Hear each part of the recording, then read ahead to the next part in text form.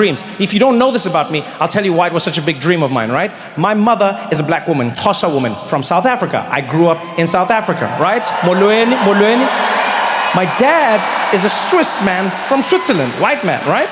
And so I never got to go to Switzerland. And then when I got the chance, I never really made the time, and then I couldn't go there. And then finally now, we went to Switzerland for the first time, and it was liberating. You know, because here's the thing, my whole life, I've always felt like my dad didn't really love me, okay? And then now, when I went and met him in Switzerland, I was like, no, he's just Swiss. They're all like that.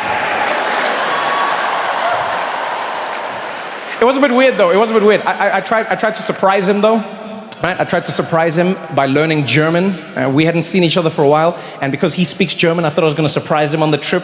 You know, I went on Duolingo, did a bunch of studying, and I got to Germany, got to like practice the whole thing, got to Switzerland, I was like, oh, this is it. It was going to be a whole thing. I had it all planned out. Didn't go according to plan. I got there, he was surprised, he was happy, but as soon as I spoke, I was like, Papa, ich spreche Deutsch, and he was like, don't do that, huh? No, don't do that. No. Learning German, Rolf turns to me and he's like, Trevor, you know, today maybe we should go have a traditional German meal, yeah? You want to eat something traditionally German? Yeah, we're going to take you, okay? And I was like, oh, that sounds amazing, Rolf. What are we going to have? He's like, okay, have you heard of Subway? So I don't think that's German, Rolf. He's like, nine, I'm just saying to understand the chain, right? Where you're going to be having the sandwiches and you're having the bread and you're choosing the toppings. I was like, yeah, no, Subway works, man. He's like, oh, okay. So I want to take it to a German version, yeah? Better than that, better. Like with the best bread and the best meat, you have to go. And so he took me and he wasn't lying. And so we go to the sandwich shop. It's like 50 years old. Everything is in German. We walk in and I was like, oh, this is it. Might not be my dad's house, but this is where I can practice my German. And my friend Rolf looks at me, he's like, Trevor, would you like me to order? I was like, no, Rolf, I'll order the food. He's like, okay, you're going to buy the food? I was like, no, you're going to buy, I just want to order it. I just want to practice my German. He's like, but they might not understand you, yeah? Because you know German can be different. I was like, yo, I got this, Rolf, I got this. Herself.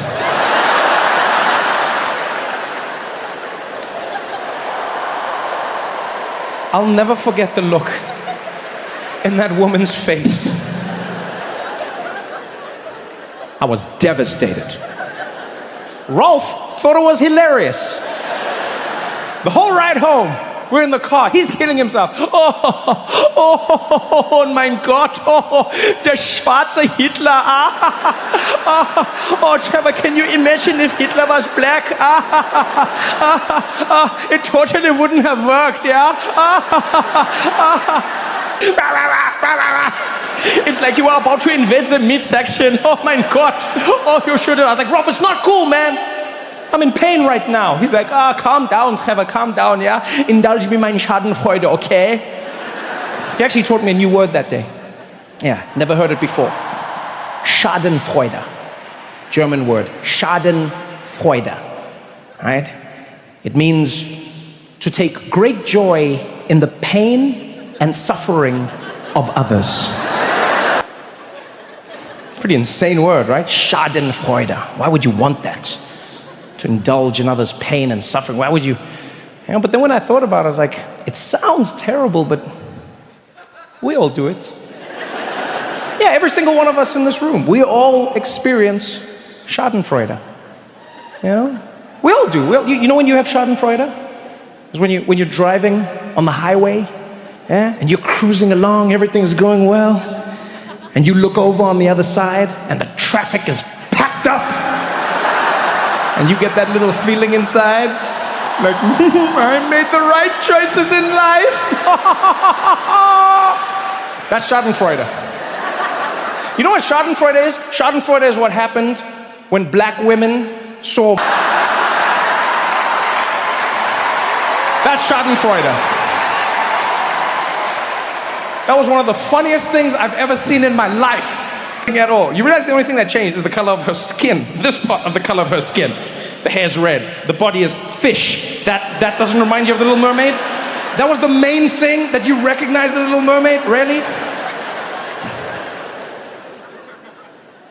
You know what Schadenfreude is? Schadenfreude is what everybody from Ireland and Kenya and Trinidad and Jamaica and South Africa and India all felt when the news came out and said, the royal family has bad news. People don't understand. People were like, oh, are you laughing at this? Are you laughing at this? It's like, yes, first of all, but the royal family wants us to feel sorry for them. Is it really bad news? Huh? They'd be like, please, we ask you for your sympathy right now. We have lost Harry and Meghan. You've lost them? Like they're missing? No. Your favorite British couple has now become your favorite American couple. News. Is it bad news? Yes, it is. The Queen has died. Died of what? Finishing life. Are you kidding me? I'm not saying someone shouldn't grieve, but she finished life.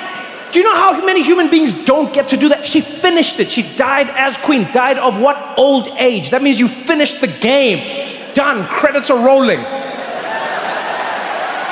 Buried with the jewels. Hashtag winning. You want the colonies to be sad? Those are their jewels. Africans were like, can we have our diamonds back? They're like, no. The queen takes them with her.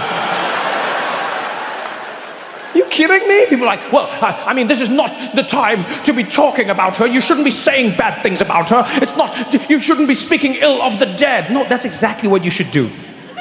Yeah, the perfect time to talk shit about people is when they're dead. Do that. When I'm dead, say whatever you want about me. When you see me in the streets, just say hi. You know why? Because I'm gone.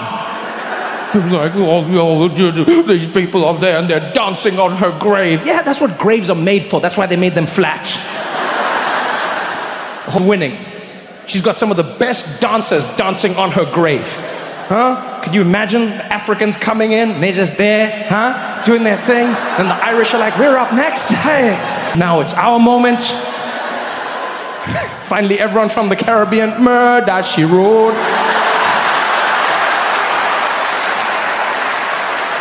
Give it up.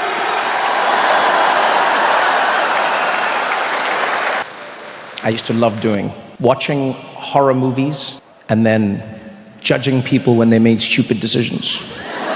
I watch horror movies, I wait for people to make stupid decisions, and then when they die, I'm like, you deserved it. Never makes sense. Never. You know, be someone being chased, guy in a mask and he's got a knife, right? Guy's walking, person runs to their car, they always fumble with the keys. Dad, what are you doing? What are you doing? If someone's chasing you with a knife and you get to a car, don't bother getting in, it's a waste of time. All you do is just run to this side of the car and then you wait. They go that way, you go this way. You go that way, you go this way. Yeah, we can do this shit all day.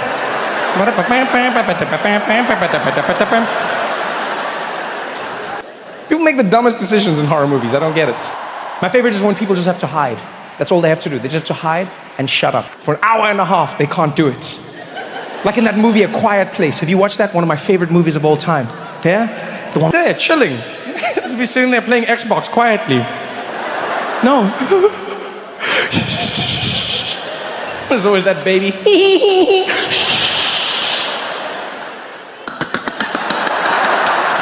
And just as it's about to leave, just as it's about to go, there's always one idiot who jumps up like, I can't take it anymore!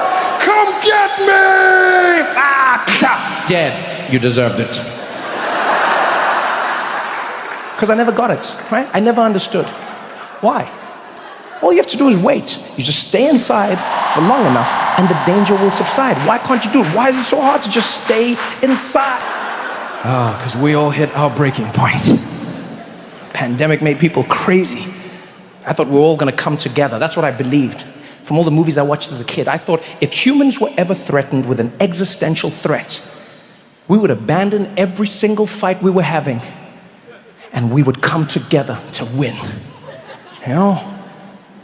I thought if that virus came, we'd all be there. We'd be like, all right, no more racism, no more sexism. Let's do this together. And we'd go and we'd defeat the enemy aliens, and then we'd come back and be like, all right, let's get back to the racism and sexism. It's like an Independence Day. That's what happened, remember? Yeah, that's what I grew up watching. Everyone in the world came together to fight the aliens. We stopped all of our, there was no politics, there was no nothing. We unified and we won. And then in real life, what did? We fought each other and we lost. We were supposed to be a team. Will Smith was supposed to be our hero. If that's how the dinosaurs went out, you know?